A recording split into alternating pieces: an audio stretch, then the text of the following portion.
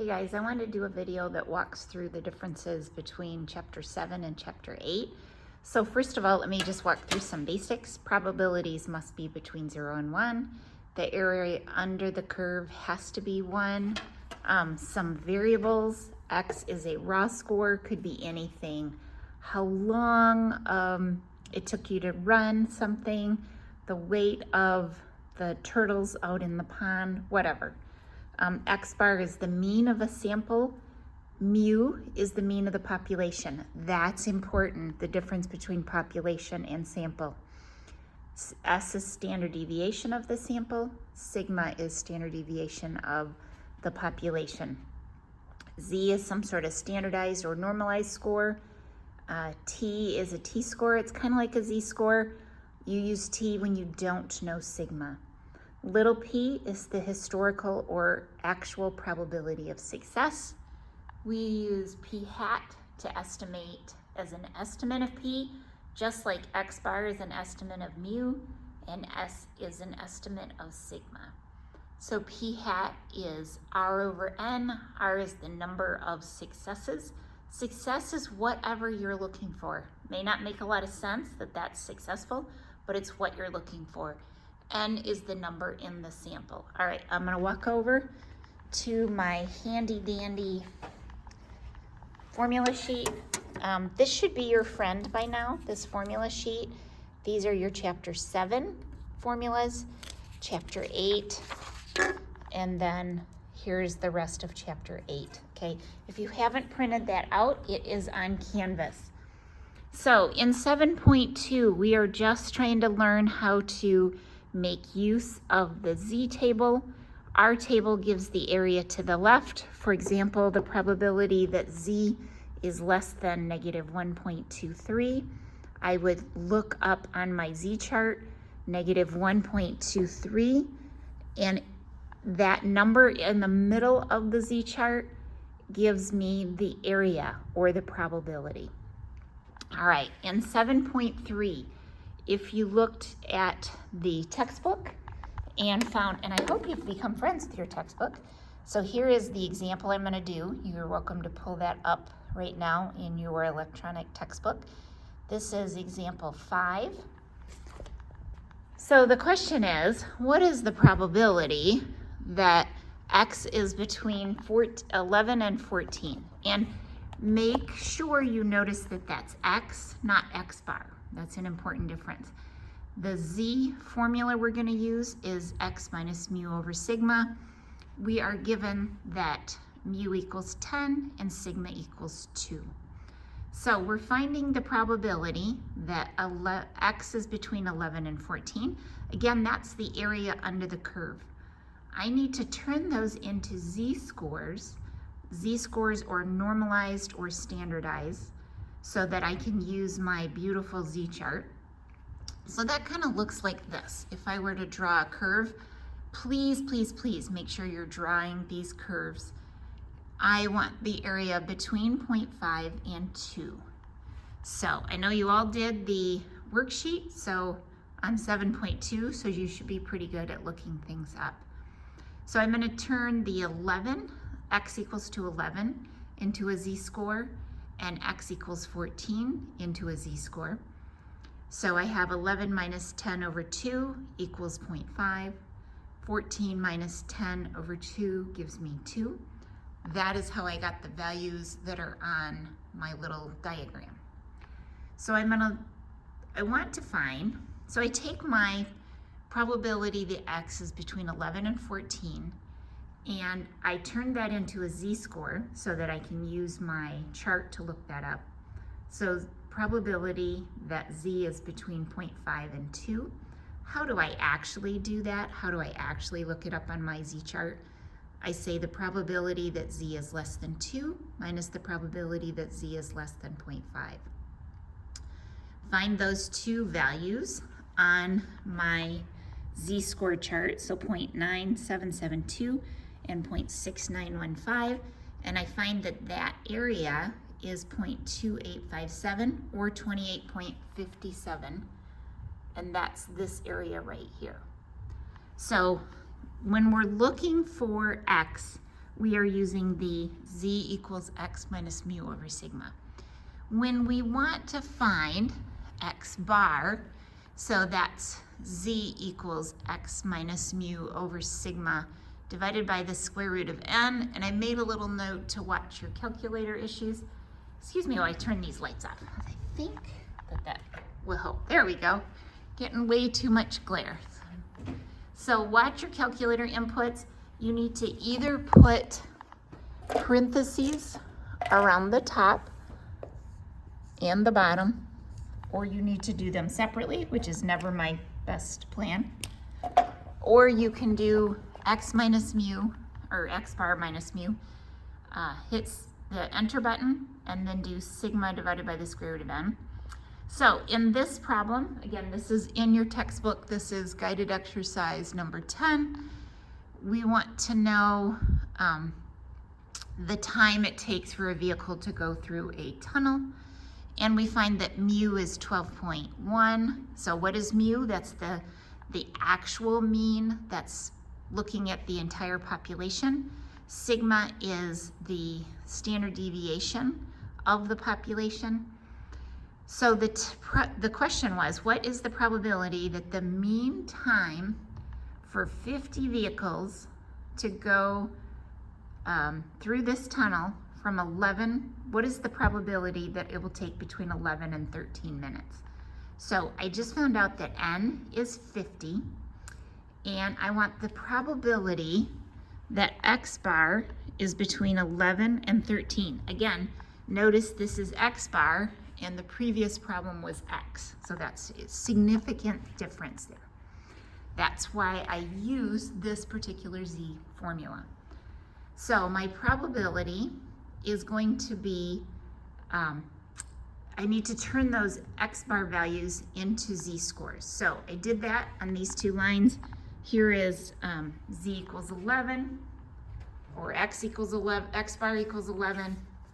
And I like to use this kind of notation. You'll notice in the textbook, sometimes they do it inside the problem. I like to do it off to the side. You can do it either way. So 11 minus 12.1, because that's mu, divided by 3.8, which is sigma. 13 minus 12.1 divided by 3.8.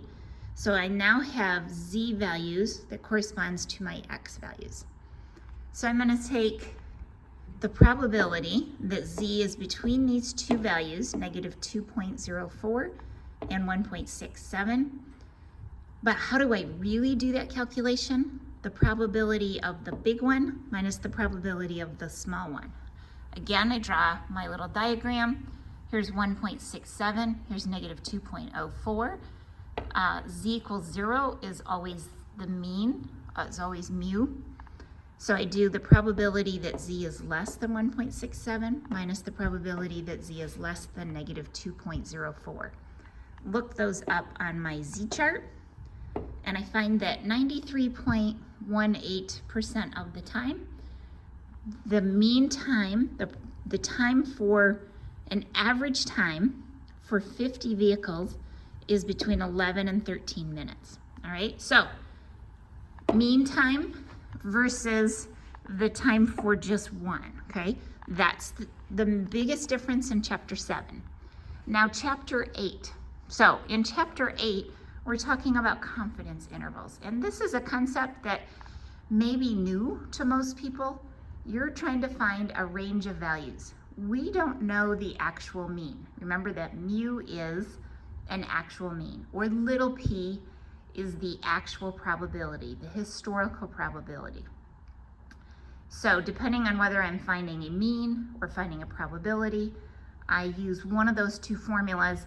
That is a confidence interval. So it actually gives me a range of values. So x bar minus the error is less than mu, x bar plus the error. P hat minus the error is less than p, which is less than p hat plus the error. Again, that's a confidence interval. On your formula sheet, I'm gonna pick this up and show you what I mean. Here it is on your formula sheet. I would circle that and write the word confidence interval. Very often students don't remember that terminology. Here is where chapter 8 starts. Let's see if I can get that to focus better. It doesn't want to focus there. But it says confidence interval, but the words are kind of far away. So circle it, write it on there, whatever is helpful to you. I need to find my error. In WebAssign, they usually ask you the upper limit, lower limit, and then the error. But you have to find the error first before you can find the upper and lower limits. So when sigma is known, literally, it'll give you sigma, not S, sigma. You're gonna use Z. The Z sub C chart is at the bottom of the Z chart. That Z chart is right there. That's the Z sub C chart, this little thing right here. You'll see it's on the back page of the Z values. When sigma is unknown, you're gonna use T sub C, all right? So this is the introduction to T. If you're struggling with that T chart, let me know. You'll notice that we have S. We also have to have N. N is always the number in the sample. When I'm looking for a probability or a little p, I'm going to use this form of the error. So I know sigma, I don't know sigma, or I'm using some sort of probability. Okay, we'll come back to sample size, I think. So 8.1. So this is the mean time, so the actual mean time for somebody to jog 3 miles. And so X is the time to jog 3 miles. So however long it takes them, it would take me a long time. Some of you are way faster. This is guided exercise 1 in 8.1. N is equal to 90. For these problems, you always need an N, so always look for that. Sigma is 2.4 minutes. Okay, ding ding, that cued me that I'm gonna use Z because I know sigma. X bar is 22.5. Now, just a note, how do you know sigma if you don't know mu? I don't know. I have no real examples of that, but there could be. And so they, and you're more familiar with the Z chart, so this is a good place to start. So the question is, they want a 99% confidence interval for the time to jog 3 miles. So what does it mean? I heard them say a confidence interval. So I need to do this. X bar minus error is less than mu, which is less than X bar plus the error. Since I know sigma, I'm gonna use this form of the error calculation. This comes from that little chart on the back of your Z chart or on the bottom of your Z chart. This is N, there's sigma. So I find that my error is 0.65. So whatever the units of X, which in this case is time, that happens to be in minutes, and you'll see I wrote minutes several times, the error is also in minutes. So I'm gonna do X bar minus the error less than mu. Again, that's the real mean we're looking for. We'll never find an exact value. We're just gonna find an interval that might contain it. It's never 100%. So 22.5 minus 0.65 is less than mu, which is less than 22.5 plus 6.5. So that lower limit is 21.85, upper limit is 23.15. So that's my interval. So the time, the average time to jog 3 miles for this person is between 21.85 and 23.15. Again, not 100%. So we are 99% confident that the interval contains the population mean mu, never 100%. All right, let's move over to 8.2. So in 8.2, we don't know sigma, okay?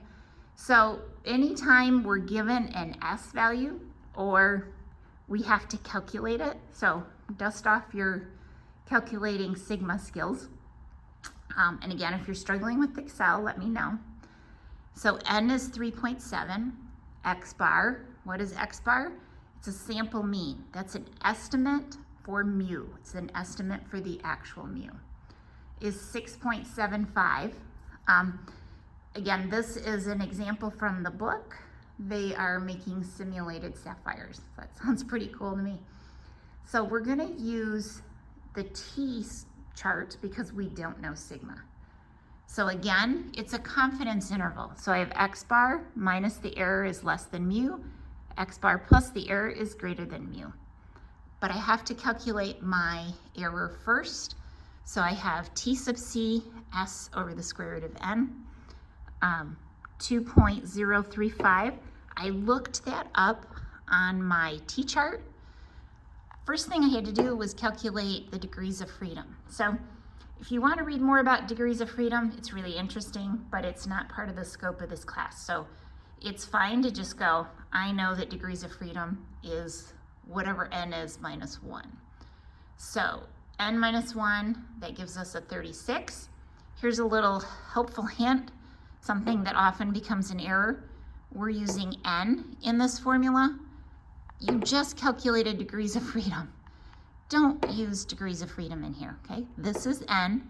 Use degrees of freedom to look it up on the chart. Okay, so I use that degrees of freedom and the 95% that I was asked about, and I find that T sub C is 2.030. Okay, so I do that error calculation, it's 0.11, all right? Be careful about rounding. This is an example.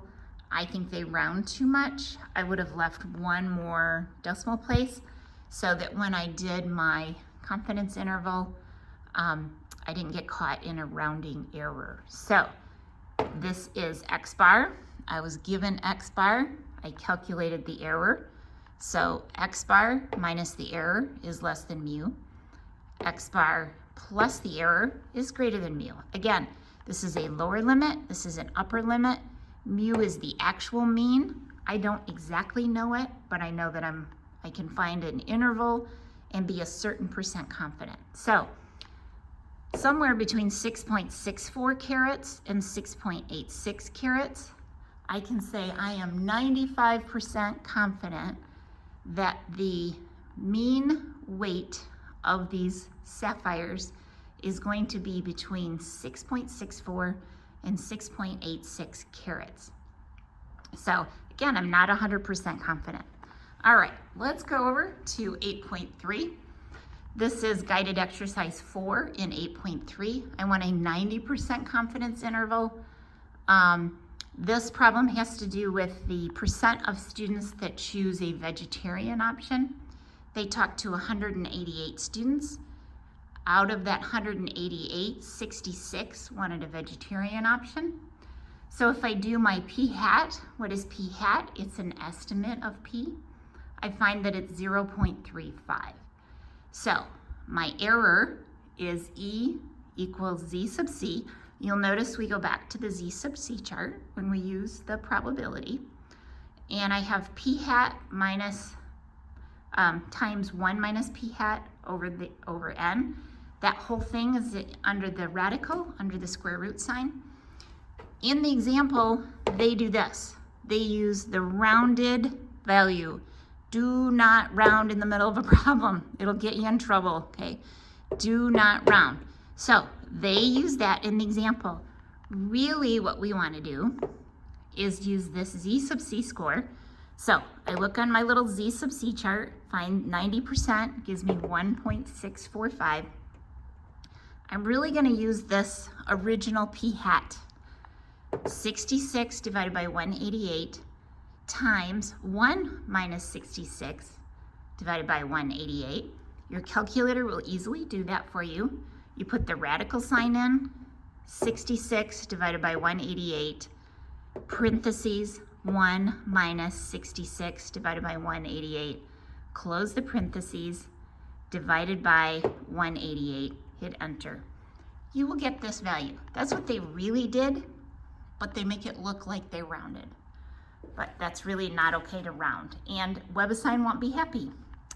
So we use this confidence interval because they want a 90% confidence interval for the percent of students that prefer a vegetarian option. I can see our dining commons making good use of that kind of information. So I take p hat, again, I use that original fraction, I don't round, subtract the error we calculated, that's less than the real probability that we'll never know exactly, we're simply finding a confidence interval. And then I do the 66 over 188, which is the p hat plus that error. So I find that anywhere between 0.29 and 0.41, or I could say 29% to 41% of students would prefer a vegetarian option, okay? Remember, these are probabilities, so they have to be between 0 and 1. So if it talks about little p or a probability, or it gives you a p hat, or it talks about R and N, but never talks about sigma or S, then you need to use this technique. All right, let me know what I can do to help. See you guys.